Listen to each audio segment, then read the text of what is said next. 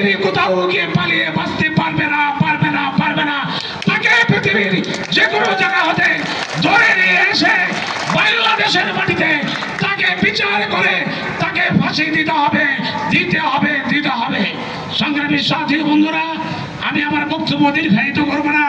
আমি এই বরিকান্দি ইউনিয়নবাসীর উদ্দেশ্যে আমি বলতে চাই, আমি আপনাদেরই সন্তান, আপনাদেরই ভাই।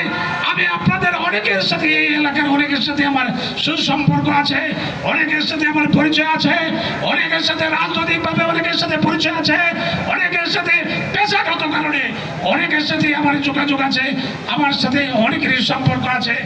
সেই সম্পর্ক ধরে আপনাদেরকে বলতে চাই যে আগামী দিনে আপনারা আমাদের প্রাণপ্রিয় নেতা মাননীয় ভারপ্রাপ্ত চেয়ারম্যান বলেছেন যে আপনারা যে স্বাধীনতা পেয়েছি সেই স্বাধীনতাকে ধরে রাখতে হলে আপনাদেরকে আরো কাজ করতে হবে, আপনাদেরকে আরো সচেতন হতে হবে, আপনাদেরকে আরো এগিয়ে আসতে হবে।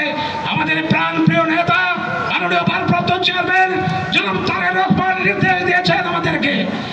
একটি কুচক্রী মহল ষড়যন্ত্র করছে এদেশে যেতে, এই বৈষম্য বিরোধী আন্দোলনের মাধ্যমে যে সফলতা এসেছে সেই সফলতাকে নস্যাৎ করার জন্য একটি কুচক্রী মহল ষড়যন্ত্র করছে। সেই ষড়যন্ত্রের ব্যাপারে আপনারা সজাগ থাকতে হবে। বিভিন্ন জায়গায় দেখা যায় ষড়যন্ত্র করে কারো বাড়িতে আক্রমণ করা হয়, কারো বাড়ি ভাঙচুর করা হয়, কারো ব্যবসা প্রতিষ্ঠানে আক্রমণ করা হয়। এমনিভাবে বিভিন্নভাবে বিশৃঙ্খলা সৃষ্টি করার জন্য একটি চক্র উঠে পড়ে লেগেছে।